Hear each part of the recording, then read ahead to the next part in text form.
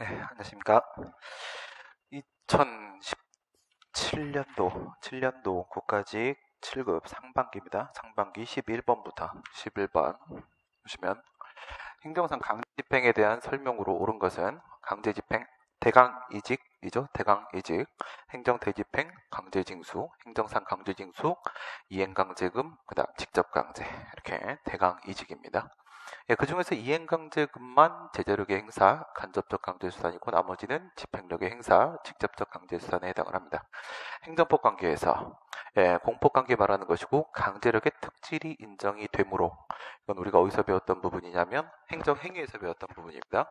행정행위 얘기할 때 공정력, 존속력, 강제력 이와 같은 특유의 효력들이 인정된다라고 얘기를 했었는데 거기서의 강제력 행정법상의 의무를 명하는 명령권의 근거 규정은 하명처분 얘기하는 것이죠. 의무 부과는 하명처분의 근거 법률 여부 원칙 적용될 테고 의무를 부과하니까 동시에 그 의무 불이행에 대한 행정상 강제 집행의 근거가 될 수가 있다. 이건 아니죠. 서로 별도의 법적 근거가 따로 필요하다. 철거명령은 철거명령의 근거 규정이 따로 필요한 것이고 그 다음 행정대집행은 행정대집행의 근거 규정이 따로 필요한 것이고 철거명령의 근거를 가지고 행정대집행을 하는 것은 불가능하다라고 배웠습니다. 2번 관계법령에 위반하여 장례식장 영업을 하는 자의 장례식장 사용 중지 들어왔습니다. 중지라고 했으니까 하지 마라 부작위 의무입니다. 부작위 의무. 부작위 의무는 행정대집행법 제2조 규정에 따른 대집행의 대상이 된다. 대집행의 대상이 되는 것은 공작보형이죠. 공작보형. 공법상 의무 불이행이어야 되는 것이고 대체적 자기 의무 불이행해야 되는 것이고 보충성 원칙 다른 수단이 없어야 되고 그다음에 이익형량 비례 원칙 이렇게 해서 공작보형 행정대집행의 요건입니다. 그 중에 대체적 자기 의무 부작위 의무 위반에 대해서 바로 대집행을 들어가는 것은 불가능하다. 국토의 계획 및 이용에 관한 법률에 의해 이행명령을 받은 의무자가 이행명령에서 정한 기간을 지나서 이렇게 들어갔습니다. 그러니까 시정명령이 나왔는데 그 시정명령에서 정해진 기간은 이미 지나긴 지났다는 겁니다. 그런데 그 다음에 그 명령을 이행을 했다고 했을 때 그 의무 불이행에 대한 이행강제금을 새로이 부과할 수 있다. 새로이 부과를 하든 최초 부과를 하든 뭐든 다 안 되는 겁니다. 그렇죠? 이행강제금의 목적은 스스로 의무를 이행할 수 있도록 유도하는 데 있는 것이기 때문에 의무 이행이 이루어졌다라고 하게 되면은 이행강제금의 부과는 불가능하게 되는 것입니다. 그래서 뭐 이렇게 생각하시면 되는 거죠. 계고가 있다. 그 다음에 부과처분이 있다. 이행강제금은 계고를 목적으로 하는 것이지 부가처분 그 자체를 목적으로 하는 건 아니라고 했습니다. 계고 자체를 목적으로 하는 것이다. 그런데 계고가 있은 다음에 그리고 여기서 한번 했다고 생각을 해보세요. 여기서 의무 이행을 했다. 의무 이행을 했다. 그러면 부가처분이 나올 수 있느냐? 당연히 못 나오게 되는 겁니다. 의무 이행만 이루어지면 이행강제금 부과는 불가능하다. 국세징수법상의 체납자에 대한 공매 통지는 국가 강제력에 의해 진행되는 공매죠. 공매는 뭐다? 이거는 대리다. 대리. 형성적 행정행위, 특허 인가 대리의 대리, 제3자를 대신하여 제3자의 법률관계를 변동시키는 형성적 행정행위에 해당을 하며 체납자의 권리 내지 재산상의 이익을 보호하기 위하여 법률로 규정한 절차 요건입니다. 처분 절차 요건에 해당을 하게 되죠. 얘는 공매라는 처분 절차에 해당을 하게 되고요. 처분 절차 이를 이행하지 않은 경우에 또는 이행은 했으나 적법하지 않은 경우에 뭐든 다 마찬가지고 공매 통지에 문제가 있었다라고 하면 공매 처분의 절차상 하자가 인정이 되니까 그 위법성이 인정될 수 있습니다.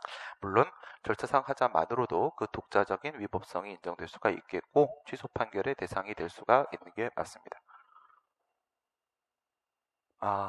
온풍기 소리군요. 귀뚜라미 소리인 줄 알았습니다.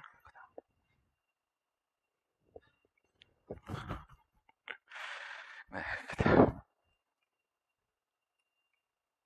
봅시다. 처분성이 인정되지 않는 것은 행정청이 무허가 건물 관리대장에서 무허가 건물을 삭제하는 행위. 관리대장이죠, 관리대장. 관리대장에다가 무허가 건물이라고 써놓은 거하고 안 써놓은 거하고에 따라서 무허가 건물인지 아닌지가 달라지는 것은 아니다. 달라지는 거 아니다. 저건 행정 편의상 그 대장에다가 기록해 놓는 것밖에 없는 것이기 때문에 삭제하는 행위는 그냥 지우개로 깨끗이 지웠던 것입니다. 지우개로 깨끗이 지워야 하니까. 그 다음 이건 사실행위고요. 지방경찰청장의 횡단보도 설치행위는요 의무를 부과하는 것이죠. 그곳으로만 건너야 되는 것이다. 그렇기 때문에 저거는 강학상 하명에 해당한다고 볼 여지가 있고요. 그다음 저것은 물건에 대해서 하는 거니까 물적 행정행위에 해당하죠. 물건을 직접 규율하고 이해관계에 있는 사람을, 여기는 그곳을 건너는 사람을 간접적으로 규율하는 물적 행정행위고, 물적 행정행위는 필연적으로 일반 처분일 수밖에 없습니다. 그래서 물적 행정행위로서 일반 처분이다. 이렇게 말을 하게 되죠. 더불어서 이런 생각도 한번 해볼 수가 있겠죠. 원고 적격에 대한 문제까지, 지금은 대상 적격에 대한 얘기를 하고 있긴 한데, 여기서 만약에 이렇게 길이 있단 말이에요. 길이 이렇게 있어요. 길이 있는데 여기 횡단보도가, 이건 이제 차도고 횡단보도가 이렇게 있습니다. 그러면 여기는 이제 무슨 건물이냐면 IB 건물이죠. 여기가 IB 건물이고, 이게 IB 소유입니다. 건물이 IB 건물인데, 이 IB 건물의 1층에 보게 되면은요, 1층에 보게 되면은 이제 롯데 마트 리아는 가수죠. 얘도 가수고 얘도 가수고 롯데리아가 이렇게 있는데, 지방경찰청장이 이 횡단보도를 폐지를 했다라고 생각을 해보세요. 횡단보도를 폐지했다. 폐지하면 당연히 처분이 되겠죠. 횡단보도 설치가 처분이니까 폐지도 처분이 되는 것이고, 그러면 이 롯데 리아라는 가수가 여기다가 소송을 제기할 수 있는 원고 적격이 인정이 되겠는가? 원고 적격이 인정이 안 된다라는 거죠. 안 된다. 그래서 횡단보도가 여기 있기 때문에 발생하는 어떤 영업이익이라는 거, 그래서 발생하는 영업이익이라는 것은 이것은 반사적 이익에 불과하다. 이겁니다. 반사적 이익에 불과하다. 이 롯데 리아라는 가수의 그 이익을 무엇이 도교법이 리아를 위해서 만들어진 건 결코 아니죠. 그렇기 때문에 이 친구의 영업상 이익은 도로교통법이 보호하는 이익이 아니므로 원고 적격 인정 안 된다. 여기까지가 판례죠. 여기까지가. 구청장의 건축물 착공신고에 대한 반려행위, 이건 너무 익숙해가지고 그만할 때가 됐는데, 마지막으로 하고 내일 한 번 더 마지막으로 하면 그 다음에 마지막으로 한 번 더 하면 될 것 같아요. 그러면 이제 건축신고가 이렇게 있고 그 다음에 착공신고가 있고 똑같았었죠. 똑같았었습니다. 이렇게 있다라는 거지. 그럼 차이는 뭐냐? 건축신고 같은 경우에는 얘는 금지 해제적 신고다. 이거죠. 금지 해제적 신고다. 착공신고는 뭐냐? 정보 제공적 신고다. 정보 제공적 신고다. 따라서 얘들은 결국 다 뭐다? 자기완결적 신고다. 자기완결적 신고다. 얘는 자기완결적 신고, 자족적 공법행위에 해당을 하죠. 그렇기 때문에 그에 대한 수리는 처분이 아니다. 그죠? 처분이 아니다. 수리는 단순한 접수행위로서 사실행위에 해당한다라고 볼 것이고요. 얘는 사실행위입니다. 사실행위니까 이에 대한 수리 거부를 하게 되면 수리 거부는 뭐에 해당하느냐? 이거는 처분에 대한 거부가 아니다. 처분에 대한 거부는 아니었다. 처분에 대한 거부는 아니지만서도 그 예외적 처분성을 인정을 시킨다면 형식적 행정행위가 될 것이고, 나눴던 거 기억하시면 되는 거죠.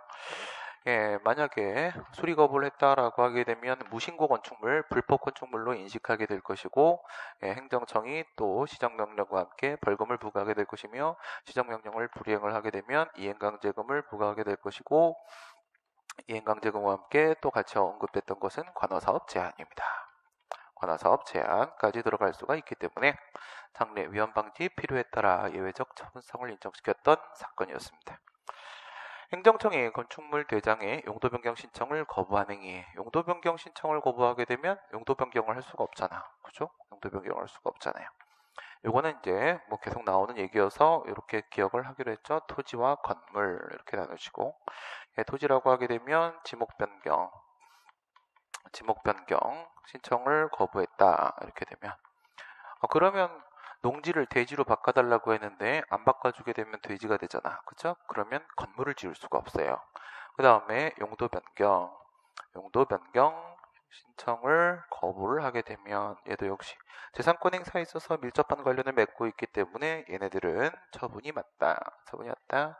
예, 이렇게 정리를 했었습니다. 다음 문제.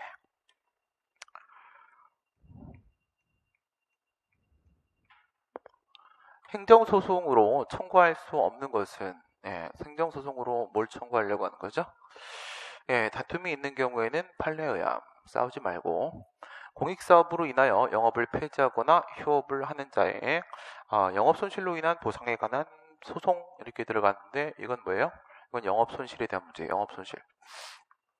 토지보상법이죠. 토지보상법, 공익사업을 위한 토지 등의 취득 및 보상에 관한 법률에 보면 영업손실 보상이 있습니다. 영업손실 보상에 폐업 보상이 있고 폐업이 조금 더 많이 주고 그다음에 휴업 보상이 있고 다른 데로 이전할 수 있을 땐 휴업 보상을 해주게 되죠. 아예 이전 불가 상황이다 그렇게 보게 되면 폐업 보상을 해주고 그런 내용들이 있고 그 다음 동일한 소유자에게 속한 1단의 건축물의 일부가 수용됨으로써 발생한 잔여 건축물 보상입니다. 가격 감소 등으로 인한 손실 보상. 얘네들 지금 다 뭐냐면 이것들은 토지보상법을 근거로 해서 인정되는 청구권입니다. 손실보상 청구권이죠. 뭘 떠올리시면 돼요? 공법 이겁니다. 뭐 하천법 이거하고 뭐가 다르겠어요? 공법 이겁니다. 공법을 근거로 해서 인정되는 권리니까 이것은 공권. 그러면 공권을 주장하는 소송이라고 하게 되면 당연히 당사자 소송이 되는 것이고요. 당사자 소송이. 이거는 행정청의 처분 등을 원인으로 하는 법률관계 쪽에 대한 소송이 아니라 그 밖에 공법상 법률관계 쪽에 대한 소송이 되는 것이죠. 그래서 당사자 소송이 맞고 그 다음 여기에는 왜 물결이 쳐있죠? 물이 바다 덮음같이 555 공익사업을 위한 토지 등의 취득 및 보상에 관한 법률상 환매권의 존부입니다. 환매권 언제 인정되는 거였어요? 우선은 협의 취득으로 들어가 보는 거지. 협의 취득 26조 토지보상법 26조 이게 안 되면은 그 다음에 수용재결로서 토지를 취득하게 될 텐데 이 공용 수용을 하게 되면은 그에 따라서 인정되는 것이 사업 시행자한테는 소유권 취득이 되는 것이고 토지 소유자에게는 보상 청구권 또는 환매권 이렇게 인정되는 것이었죠. 환매권. 이 환매권은 토지보상법 91조에 근거 두고 있는데 요거는 1항, 2항 이렇게 나눠져 가지고 얘는 토지의 필요 없어졌다 10년 이겁니다. 10년. 그 다음 얘는 토지의 방치 한 번도 안 사용했다 5년. 이럴 때는 다시 내가 산다라고 하면서 일방적인 의사표시 그러니까 얘는 어떤 특징을 가지고 있다? 형성권 일방적인 의사표시에 의해서 법률관계가 바로 변동되는 형성권의 성질을 가지고 있는 것이고요. 존부에 관한 확인 및 환매 금액의 증감을 구하는 소송. 이 환매권 행사의 법적 효과는 바로 사법상 매매계약. 따라서 이와 관련된 분쟁이 발생을 했다라고 하게 되면 민사소송으로 가게 된다. 당사소송이 아니네요. 그 다음 잔여지 수용 청구를 받아들이지 않은 토지 수용의 재결에 불복하여 제기하는 소송 이렇게 되어 있네요. 재결한다. 요거는 뭘 말을 하려고 하는 거예요? 잔여지 남아있는 땅 토지보상법 74조입니다. 74조에 잔여지에 대한 이건 어떻게 기억하냐면 취득보상 이렇게 기억해야 돼요. 취득보상 이렇게 되는 거예요. 취득은 싸움이 아니에요. 이거는 뭐냐면 형성권 이것도 형성권에 해당을 하기 때문에 잔여지를 수용하라 하면은 수용이 된 거예요. 자동으로. 소유권은 바로 사업 시행자한테 넘어가게 되는 게 맞습니다. 넘어가게 되는 것이고 이 부분이 분쟁입니다. 근데 돈을 안 주는 거지. 그쵸? 내가 형성권을 행사를 했어. 그래서 내 토지를 제가 취득해 간 거예요. 취득을 해 갔는데 돈을 안 주는 겁니다. 그 부분만큼 돈을 더 줘야 되겠죠. 원래 수용한 것이 90%, 그 다음 새로 수용한 것이 10%라고 하게 되면 10%만큼의 돈을 보상을 더 해줘야 되는데, 여기서 이제 분쟁이 발생한다. 했을 때 보상에 대한 문제죠. 그 다음에 여기서 수용 재결이 나오는 부분이 있잖아요. 재결에 대한 문제가 있기 때문에 이거는 뭘로 가는 거다? 보상금 증액 청구 소송. 일로 가게 되는 겁니다. 보상금 증액 청구 소송은 우리가 잘 알고 있는 형식적 당사자 소송입니다. 형식적 당사자 소송. 어쨌든 당사자 소송입니다. 당사소송은 맞다. 그러니까 1번에 있는 영업손실보상이라거나 2번에 있는 자녀 건축물에 대한 보상이라거나 요거는 그냥 일반적인 당사소송, 공법을 근거로 해서 인정되는 권리. 그 다음에 자녀지 수용 청구가 거부되었을 때 관할 토수에 의해서 이 경우에는 보상에 대한 문제이기 때문에 그 소송은 보상금 증액 청구 소송. 이거는 형식적 당사소송. 그래서 1번, 2번, 4번은 이거는 당사소송이 맞고 3번은 민사소송입니다. 환매권 이거는 매매계약을 의미하는 것이다. 이렇게 되는 거죠. 이제 뭐 너무 많이 반복되었고 설명을 하면서 상당히 민망합니다. 그렇다고 들어갈 수도 없고 그렇다고 그냥 넘어갈 수도 없고 행정소송에 있어서 처분 사유의 추가 변경에 대한 설명으로 옳지 않은 것은 처사추변, 처추변. 위법 판단 기준 시점을 처분 시로 볼 경우에 처분 이후에 발생한 새로운 사실적 법적 사유를 사정 변경, 법령 개정, 추가 변경하고자 하는 것은 허용될 수 없고 이러한 경우에는 개정 처분을 직권 취소하고 이를 대체하는 새로운 처분을 할 수 있다. 그렇게 해야 되는 겁니다. 그렇게. 그러니까 처음에 했던 처분의 사유를 잘못 제시했다. 그런데 지금 이제 처분 이후에 사정 변경 법령 개정에 따라서 이 처분을 유지할 수 있는 사유가 발생을 했다. 그러면 어떻게 되냐? 처분 사유 추가 변경을 지금 사용할 수가 없는 상황이기 때문에 기존의 처분은 어쨌든 위법인 걸 스스로 인정하고 있는 거잖아요. 그렇죠? 그러면 소송 도중입니다. 처분 사유 추가 변경이니까 소송 도중이어도 역시 취소 처분할 수가 있죠. 행정청이 스스로 취소 처분을 하게 되고 그리고 새로운 처분을 그 사유를 근거로 하게 되면 되는 것이죠. 물론 다만 이런 식으로 들어가게 되면 행정소송법 32조에 따라서 직권 취소가 됐으니까 효력이 상실된 것이고 이미 목적 달성, 소외이익이 없어서 각하가 되겠지만은 그렇다 하더라도 각하의 사유를 원고가 발생시킨 것이 아니라 피고가 발생시킨 것이기 때문에 그 소송 비용은 피고 쪽에서 부담을 하게 되는 것이고 물론 행정청이 아니라 국가 또는 공공단체 쪽에서 부담을 하게 되는 것이겠죠. 국가나 공공단체가 소송 비용을 부담한다라는 것은 33조, 취소했을 때 그쪽이 부담한다라는 것은 32조 이렇게 되는 겁니다. 이거는 위법성 판단 기준시가 처분시기 때문인데 문제가 이렇게 나온 적도 있죠. 판결시라면 이렇게 들어간 적도 있어요. 판결시라면 되죠. 처분사유 추가 변경이 물론 기사동은 인정이 돼야 되겠지만 판결시라면 시간상 한계의 문제는 없어진다라고 볼 수 있습니다. 그러니까 위법 판단 기준시가 처분시면 법원은 처분 때까지 존재하는 사유에 대해서만 심리를 할 수 있는 것이기 때문에 그 이후의 사유에 대해서 아무리 주장을 한다고 하더라도 원래부터 법원은 그 부분에 대해서 심리할 수 있는 권한이 없습니다. 주장해봐야 아무 소용이 없죠.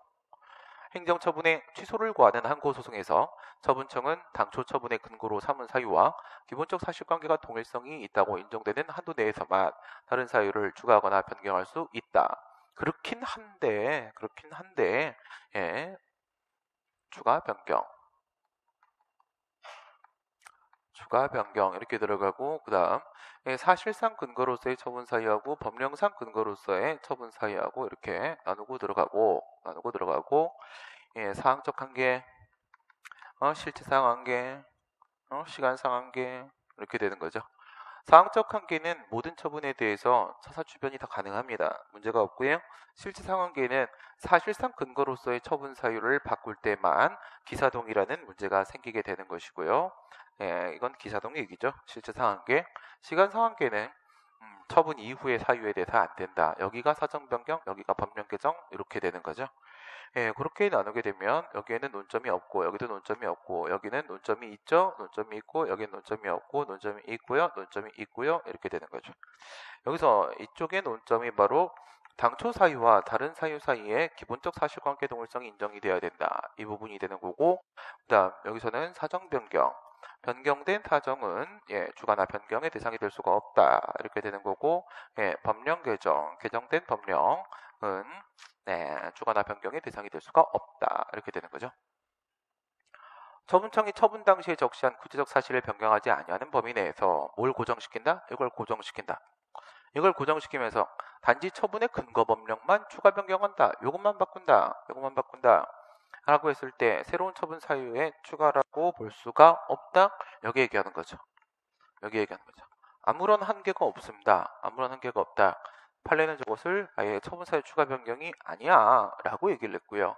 그 얘기는 바로 여기는 특별한 한계 없이 특별한 한계 없이 다른 법령만 바꾸는 것은 허용된다. 허용된다라는 의미가 되는 것이고, 처분 사유의 변경으로 소송물이 변경되는 경우에 반드시 청구가 변경되는 것은 아니므로 처분 사유의 추가 변경은 허용될 수 있다. 이거 다시 한번 오랜만에 정리 한번 하고, 어디서부터 오는 친구? 은 소송이든 심판이든 다 마찬가지인데 헬로키티 처분권주의 이거는 어디예요? 사법 절차 이렇게 되는 겁니다. 사법 절차 그렇다면은 첫 번째 행정소송 맞고, 두 번째 행정심판 사법 절차를 준용해야 된다. 헌법 제107조 3항 준사법 절차 맞고, 한번 이의신청 처분청에 제기하는 불복 절차, 이거는 단순한 내부적 시정 절차. 따라서 사법 절차가 아니고 여기까지가 처분권주의가 적용되는 거고요.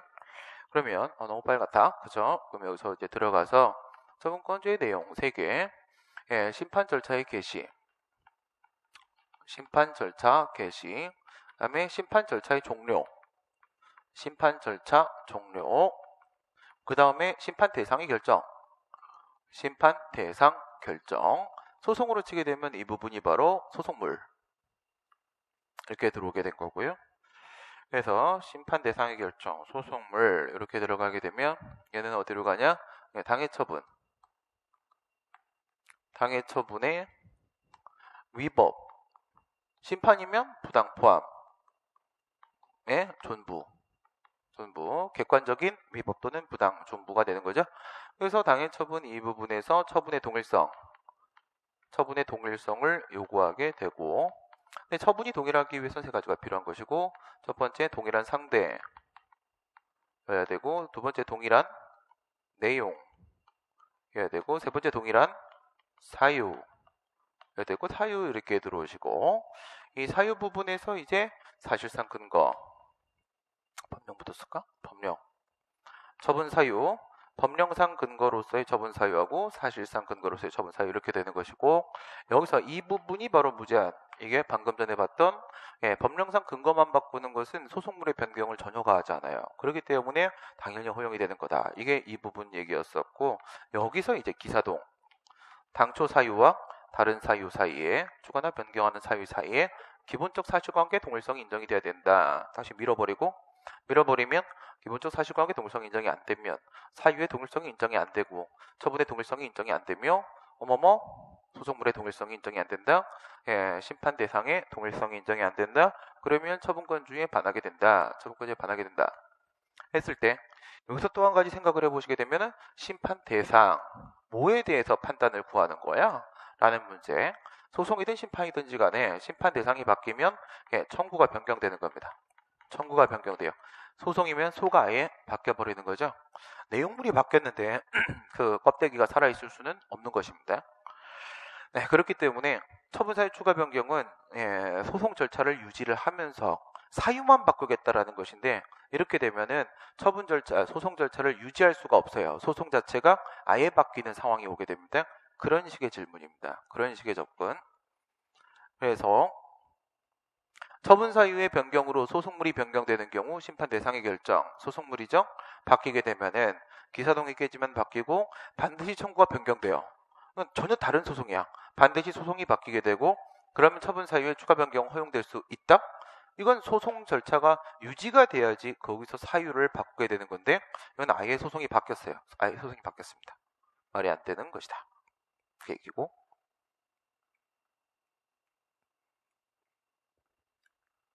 행정소송에서 소송이 각하되는 경우 각하, 충성 이거죠. 모두 고른 것은 신청권이 없는 신청에 대한 거부행위, 신청권, 응답 신청권, 응답 신청권, 절차적 권리, 절차적 권리 이게 인정이 돼야 되는 거죠. 거부가 나오게 되면 저 절차적 권리, 응답 신청권, 응답을 요구하시는 권리를 실현시킬 수가 있고 부작위가 나오게 되면 무응답이니까 응답 신청권을 침해하게 되고 그래서 거부와 부작위가 신청권이라는 절차적 권리에 영향을 미친다. 그러므로 거부와 부작위는 처분이다가 판례죠.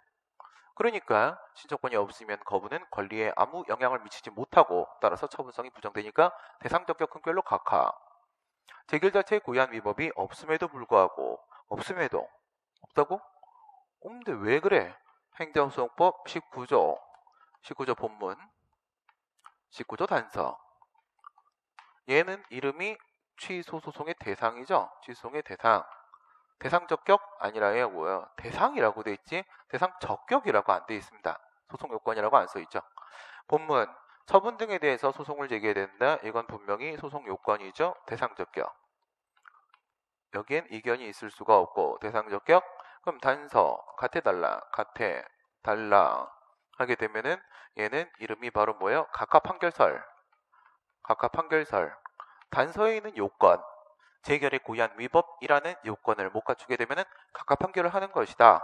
예, 그러면 단서에 있는 재결의 고의한 위법이라는 요건도 소송 요건이다. 기각 판결설 이거는 본문에 있는 소송요건, 대상적격건 다른 것이고 재결의 고의한 위법은 위법성을 판단하는 것으로서 이거는 본안에서 봐야 될 문제다. 본문이야. 본안요건? 본안요건이다. 이렇게 봐서 마이너스가 되면은 기각 판결을 해야 된다. 이렇게 보는 거죠. 마이너스 깨지면 기각을 해야 된다. 이쪽이 통설 판례. 재결 자체 고의한 위법이 없다라고 하게 되면은 각하가 아니라 기각하는 게 맞는 거죠. 본안 요건. 행정심판의 필요적 전치주의가 적용되는 경우에 부적법한 취소심판의 청구가 있었음에도 행정심판위원회가 기각 재결을 하자 본안 재결, 원처분에 대해서 제기한 취소소송 또 딴에는 원처분 중심주의는 잘 지켰네. 원처분 중심주의는 잘 지켰는데 그건 본안인데 소송 요건부터 지켰어야지. 그렇죠? 그래서 심판 청구 행정심판의 청구가 적법하다. 청구 요건을 모두 갖췄다. 부적법하다. 청구 요건을 갖추지 못했다. 그런데 무슨 뭐가 나왔다? 요건 재결, 각하 재결이 나왔다. 본안 재결, 인용 또는 기각 재결이 나왔다. 각하 재결, 요건 재결이 나왔다. 본안 재결, 인용 또는 기각 재결이 나왔다. 일부 인용, 사정 재결, 싸그리 다 포함. 이렇게 되면은 행정심판 전치주의 이거죠. 전치주의 과연 인정이 되는 것이냐? 이거는 인정이 되는 것이다. 이것도 인정이 되는 것이다. 이거는 인정이 안 되는 것이다. 이거는 인정이 안 되는 것이다. 다시 말해서 여기서 무슨 재결인지 심판 재결이 뭐가 나왔는지는 중요한 문제가 아닌 것이다. 심판 청구가 적법했었는가? 이게 중요한 것이다. 지금 같은 경우에는 부적법한 취소 심판의 청구임에도 불구하고 부적법했다. 안적법, 부적법한데 기각 재결이 나왔다. 본안 이렇게 들어가게 되면 각하 해야 되는 거죠. 행정심판 전치주의라는 소송 요건을 갖추지 못했다. 해서 각하하는 게 맞는 거죠. 그러면 기억하고 디귿. 사실심 단계에서는 원고적격을 구비하였으나 상고심에서 원고적격이 흠결된 취소소송 이렇게 되죠. 1심, 2심, 3심 행정법원, 고등법원, 대법원 이렇게 되고 여기서는 사실심, 사실 문제에 대한 심리를 하고 법률심, 법률 문제에 대한 심리도 하고 했을 때 1심은 사실심이자 법률심이고 2심도 사실심이자 법률심인데 3심은 사실심 아니고 법률심만 이렇게 되는 거죠. 법률심만. 그러면 이 사실심에서는 과연 그와 같은 요건 사실이 존재하는지 그렇지 않은지 이거를 판단을 하게 되는 건데 다시 말해 여기에는 변론주의가 적용이 된단 말이에요. 변론주의가. 여기는 변론주의가 적용되는 문제가 아닌 거죠. 그래, 변론주의가 적용된다. 그렇다면 소송 요건에 대한 판단은 소송 요건은 완전한 직권주의. 직권 심사사항이죠. 직권주의라고 하게 되면 직권 탐지, 직권 증거조사, 직권조사 다 되는 거죠. 그러면 얘는 변론주의가 적용되지 않는다. 이거죠. 얘는 변론주의 아니다. 변론주의 아니니까 사실심이냐 아니냐와 관계가 없다. 관계가 없는 것이고 그렇다면은 법률심만 있어도 된다. 법률심만 있어도 소송요건에 대한 심사는 할 수가 있다. 여기서 기억해야 될 점은 3심 상고심에서도 역시 마찬가지로 소송요건에 대한 심사는 똑같이 한다. 없다가 있고 있다가 없고 다 인정되는 겁니다. 다 심사를 한다. 그런 얘기죠. 그 다음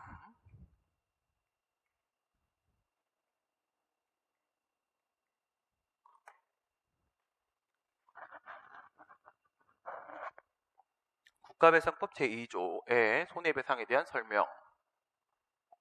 헌법은 절차적 권리가 아닙니다. 이거는 우리나라의 최고법이고요. 다음에 헌법에 의하여 일반적으로 부과된 의무가 있음에도 불구하고 국회가 그 입법을 하지 않고 있다면 국가배상법상 배상 책임이 인정된다. 이번에 좀 다른 느낌으로 들어오네. 행정입법 무작위.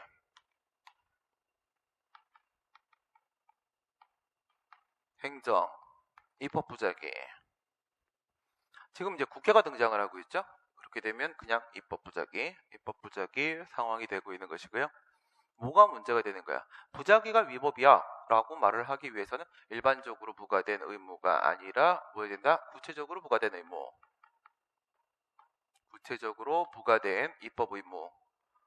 헌법에 의해서 구체적으로 부과된 입법 의무가 있는데 그것을 입법을 안 하고 있으면 그러면 국회도 역시 국회의원도 위법한 행위를 했다라고 볼 수가 있겠지만 일반적으로 부과된 의무 저거 갖고는 안 됩니다. 안 되는 거고. 헌법재판소 재판관이 청구기한을 오인하여 청구기한 내에 제기된 헌법소원 심판 청구를 위법하게 각하한 경우에 위법 맞죠? 각하를 했습니다. 본안으로 들어가야 되는데 본안으로 들어가지 않고 그냥 헌법소원 심판 청구 요건 못 갖췄다. 설령 본안 판단을 하였다고 할지라도 어차피 기각되었다. 어차피 지는 거. 어차피 떠난 혼례된 사랑이지만 그렇다 할지라도 당연히 가슴이 아픈 건 사실입니다. 정신적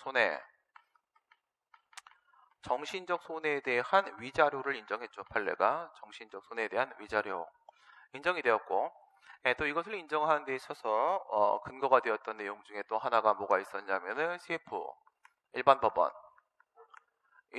법원의 법관의 재판하고 이렇게 비교를 하시게 되면은 얘는 뭐가 있다? 얘는 시정 절차, 심급 절차가 있다 이거죠. 심급 절차가 있으니까 국가배상을 청구할 문제가 아니라 시정 절차를 통해서 해결을 하라 이렇게 말을 했다면 헌법재판에 대해서는요 상급심이라는 게 없죠. 상급심이 없기 때문에 이것도 역시 손해배상을 인정하는 근거 중에 하나로 제시가 될 수가 있고요. 여기서는 위자료를 인정했던 사건 이거죠. 인정했던 사건. 공무원의 가해행위에 대해서 형사상 무죄 판결이 있었다 하더라도 국가배상 책임이 인정될 수 있다. 여기서 책임이라고 하게 되면 외부 책임으로 형사 책임과 그 다음에 민사 책임이 있을 수가 있고 내부 책임으로는 이제 징계 책임과 구상 책임이 있을 수가 있겠죠. 했을 때 얘네들은 그 목적과 요건 자체가 전혀 다르다. 목적과 요건 자체가 전혀 다르기 때문에 이쪽에서 무죄라고 하더라도 여기서 배상이 인정될 수도 있고 저쪽에서 유죄라고 하더라도 여기서 배상이 인정이 안 될 수도 있는 겁니다. 두 개는 서로 종속관계를 맺고 있는 게 아니라 독립관계다. 독립관계 별개의 문제다. 배상 청구권의 시효와 관련하여 가해자를 안다는 것은 피해자나 그 법정 대리인이 가해 공무원의 불법행위가 직무를 집행함에 있어서 행해진 것이라는 사실까지 인식함을 요구하지는 않는다. 예, 그러니까 국가재정법이라거나 지방재정법이라거나 하게 되면은 누구하고 국가나 지방자치단체, 국가 등하고 국민 사이에 있어서 채권 채무, 얘가 얘한테 채권을 행사하고 얘가 얘한테 채권을 행사하고 하는 것도 다 상관없고 또한 그것이 공법상 권리 공권이든 그것이 사법상 권리 사건이든 역시 다 상관없고 예, 등 지방자치단체 포함되어 있죠. 싸그리 5년 이게 소멸시효죠. 소멸시효. 국가재정법, 지방재정법 양쪽 다 5년. 어떻게 치고받아도 다 5년. 이렇게 들어가게 되는데 다른 법률에 특별한 규정이 있으면 다른 법률에 특별한 규정이 있다라고 했을 때 민법의 소멸시효 10년. 이걸 말하는 건 아니다. 왜냐하면 그거보다 짧아야 되니까. 짧았을 때 우리가 특별한 규정이 있다라고 말하게 되는 것이고 여기서 3년짜리 하나 눈에 보인다. 이거예요. 3년짜리 하나 눈에 보인다. 3년짜리 눈에 보이는 게 이 손해배상과 관련돼 가지고요.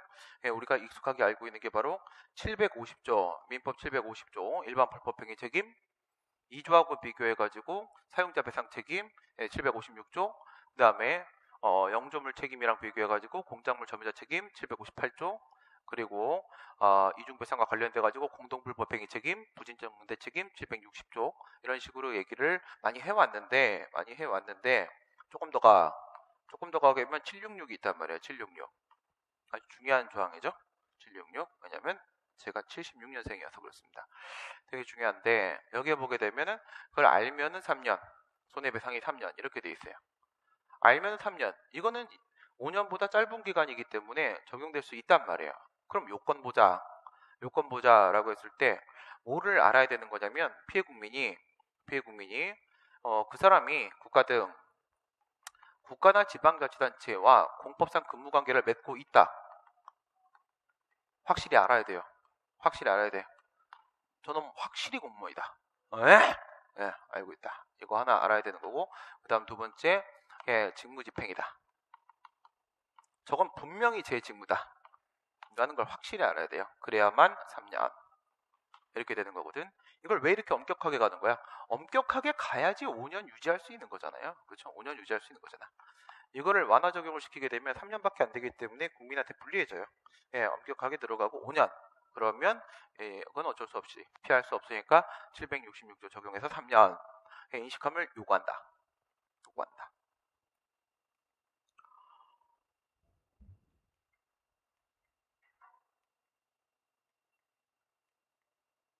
국가공무원법상 소청제도. 네. 심청제도가 아니라 소청제도. 우리 큰 누나 이름이 심청입니다. 큰형이 심형래. 공무원이 그의 의사에 반하는 불리한 처분에 처분사유 설명서를 받은 경우에 하나여 소청심사위원회에 대한 심사를 청구할 수가 있다. 이렇게 되어 있는데 처분사유 설명서 이건 어디 나오는 거야? 이거 75조에 있는데 75조 국가공무원법 75조에 있긴 있어요. 이런 식의 문제 말고 다른 식의 문제로 들어갔을 때는 행정절차법에 적용이 배제되는 거 아니겠는가?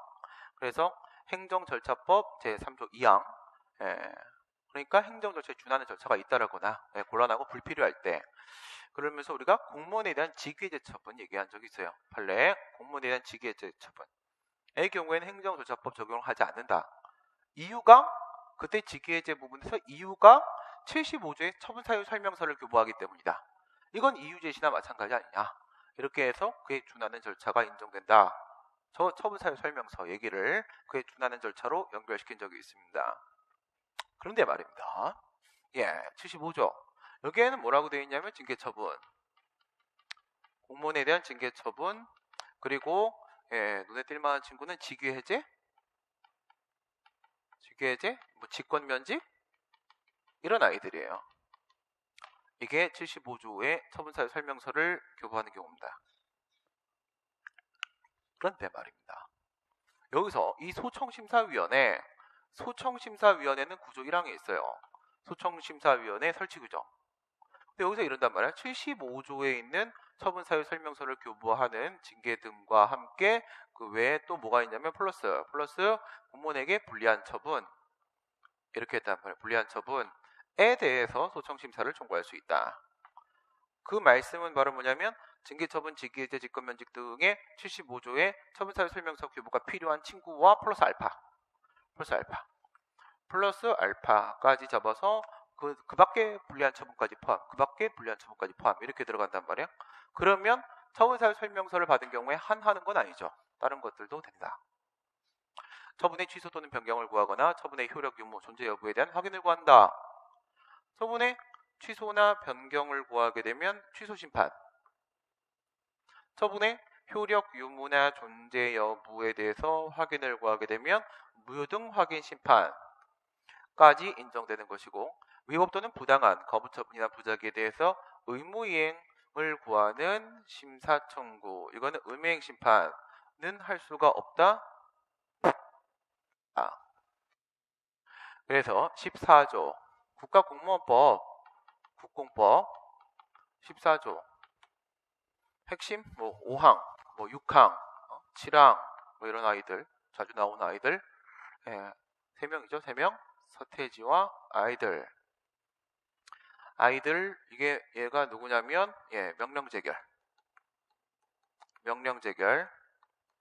명령재결인 경우에는 뭐가 없다고? 기존의 처분에 아무런 영향을 미치지 않는다. 형성력이 없다는 명문 규정도 있고, 그 다음에 불이익 변경 금지 원칙. 행정심판이면 언제나 가제는 개편, 초록은 동색이기 때문에 패소는 하나 이런 거죠. 그렇기 때문에 불이익 변경 금지 원칙이 항상 따라 붙는다고 했고, 5항 뭐하고 비교를 해보시냐면 5항은요 행정심판법이랑 비교하게 되면 행심법 43조 어떻게 되어 있어요? 43, 1, 2, 3, 4, 5 1항, 2항, 3항, 4항, 5항 하고 여기에 있는 거 5항에 1, 2, 3, 4, 5호야. 호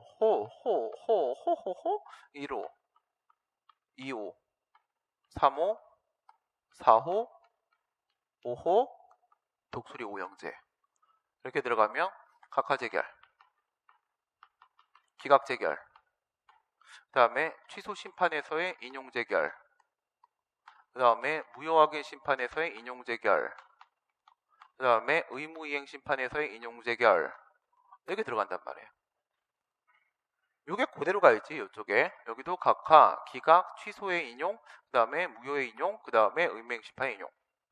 다만 기억을 해볼 만한 가치가 있는 친구는 이 친구들. 사망 3호 이렇게 들어가게 되면 여기에는 취소 변경, 취소 명령 변경, 취소 재결, 변경 재결, 취소 명령 재결, 변경 명령 재결 이 다 들어가 있다. 다 들어가 있지만은 일반법, 행정심판법에는 요게 2010년도 1월 25일 날 삭제됐다. 그 정도의 차이를 가지고 있는 것이죠. 그래가지고 얘하고는 전부 인용, 전부. 그 다음에 얘하고는 일부 인용 빼먹었네. 그러면 인용 이렇게 돼 있죠. 문명심판 포함되어 있습니다. 소청심사위원회 취소 명령 또는 변경 명령 결정이 있게 되면은 종전에 행한 징계 처분은 당연히 효력이 소멸된다. 아예 써있네. 명령 재결은 아무런 형성력이 없다. 14조 6항. 파면 처분에 대한 소청심사가 청구된 경우에 소청심사위원회는 소청심사 청구를 접수한 날부터 5일 이내에 해당 사건의 최종 결정이 있을 때까지 후임자의 보충 발령을 유예하는 임시 결정을 할 수가 있다. 얘는 파면만 그런 게 아니고 누구도 파면, 해임, 징계 면직, 그 다음에 70조의 직권 면직, 무능력, 직권 면직, 싸우리다 면직, 자른다 에서 인정된다. 자른다에서 5일 이내에 후임자의 보충 발령을 유예합니다. 제가 돌아올 수도 있으니까. 그죠? 돌아오지 않는 화살이 되면 좋겠지만 않기 때문에 돌아올 수도 있으니까 유예를 하는 결정을 할 수도 있습니다. 해야 한다? 아니요, 할 수 있다. 해야 한다? 아니요, 할 수 있다. 해야 한다? 아니요, 할 수 있다. 그 다음 강론. 강론. 막 더럽죠? 완전히 강론. 그래도 강론과 총론의 겹친 부분 살짝 만만 보고 만만.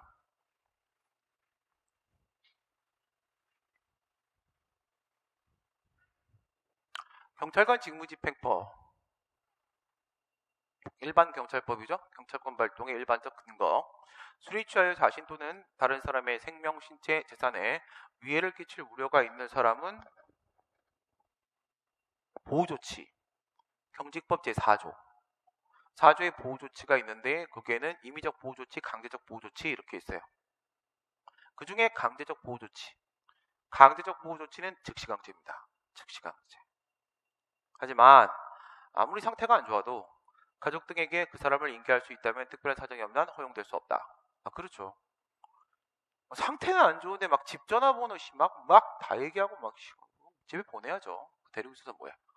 예, 허용될 수 없다. 상식적인 거니까 얘기했고, 경찰권 발동이 객관적 정당성을 상실하여 현저하게 불합리하다고 인정되지 않더라도 이걸 보는 순간 뭐가 느껴져요? 객관적 정당성의 결여.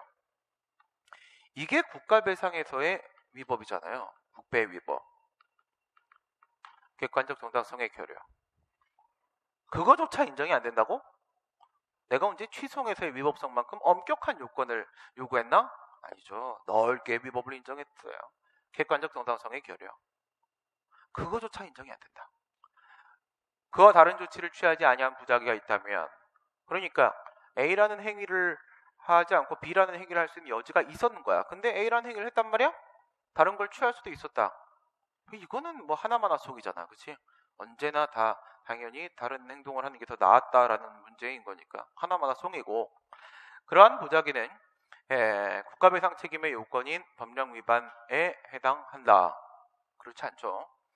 객관적 정당성을 상실해야 됩니다. 그러니까 항상 하는 말이 이런 거죠. 객관적 주의 의무 위반. 주의 의무. 객관적 주의 의무 위반 하고 객관적 정당성. 객관적 정당성 결여. 주의 의무 위반. 결여 이유. 이렇게 되면 앞쪽에서 과실이 인정이 되고 뒤쪽에서 위법이 인정되고, 이게 국가배상이잖아요. 이게 우리가 알고 있는 국가배상. 근데 객관적 정당성 결여조차 인정이 안 된다. 그러면 그걸 가지고 위법하다고 말을 할 수는 없겠죠? 그 다음 또 한 가지 볼만한 거는 볼만하네. 네, 볼만합니다.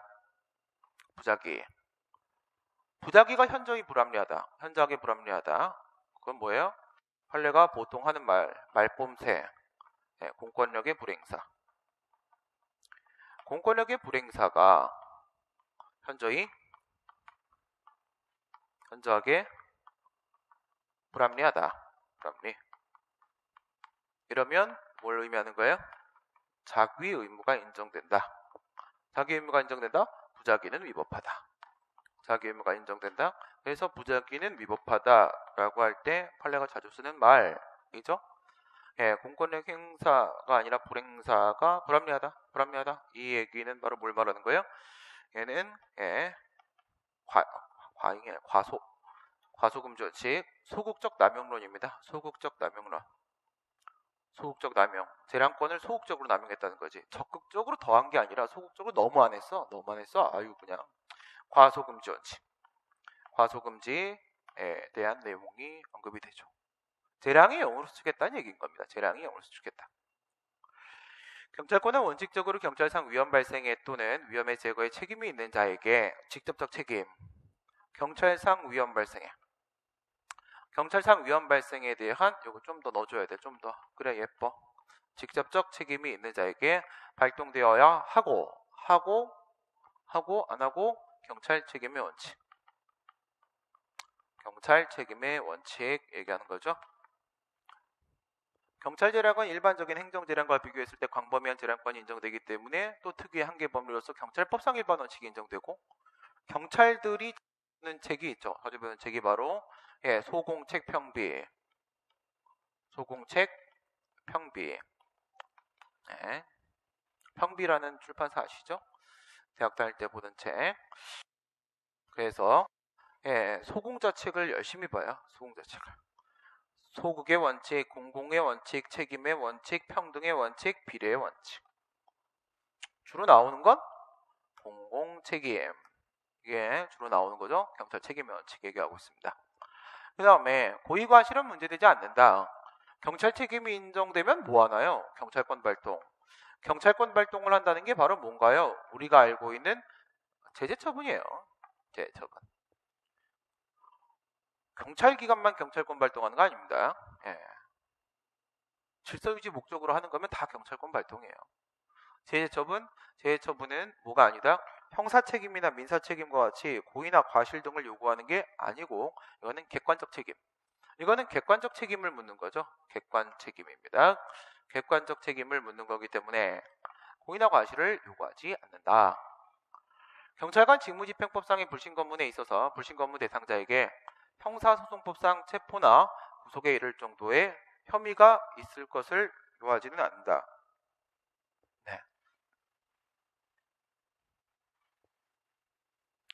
그러니까 여기서 얘기하는 것은 이런 식이에요. 3조. 경찰관 직무집행법 제3조. 뭐뭐 있었지? 제일 먼저 정지. 가만히 있어. 그 다음에 이게 뭔데? 물어봐. 질문. 이렇게 하죠. 근데 이제 질문을 하는 과정에서 얘가 야, 너 좀 불리하다. 동행 요구.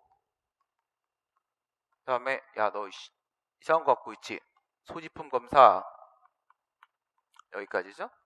4개. 이게 불신검문. 불신검문.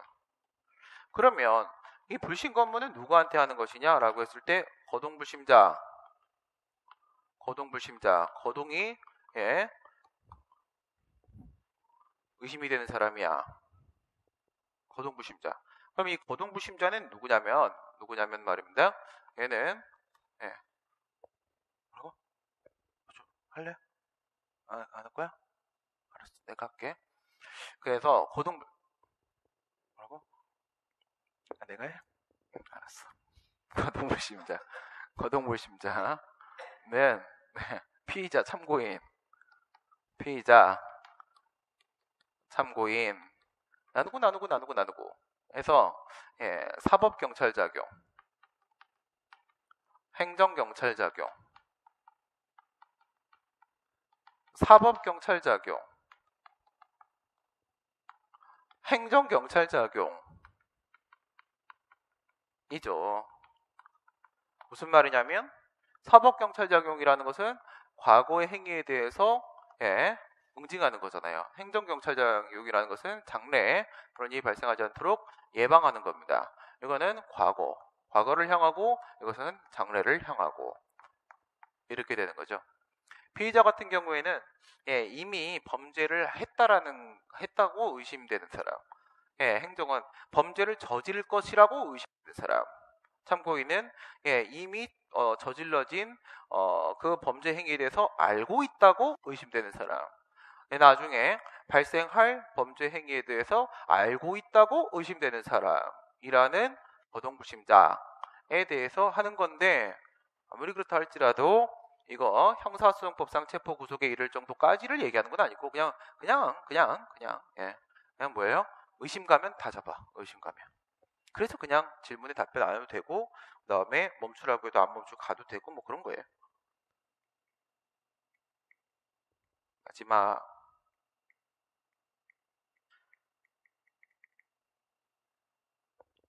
판례 입장으로 옳은 것은, 내 입장은 왜 안 물어보고 항상 판례 입장만 물어보지? 내 입장으로 옳은 것은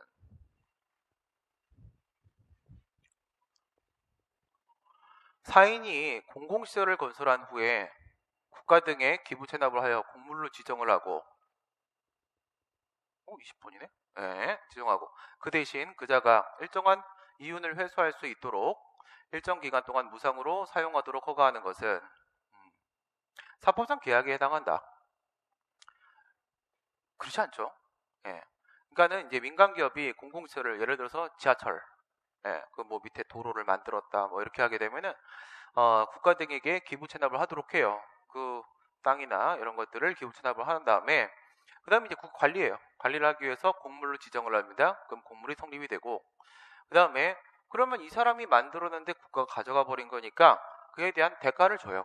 대가를 주면서 뭐 10년, 20년 동안 무상 사용을 할 수 있도록 허용을 해주게 되는 것입니다. 네, 이건 뭐예요? 부감. 부감 붙이는 거죠. 그 다음에 부담금 부과에 관한 명확한 법률 규정이 존재하더라도 그 법률 규정과는 별도로 반드시 부담금 관리 기본법 별표에 그 부담금이 포함되어야만 부담금 부과가 유효하게 되는 것은 아니다.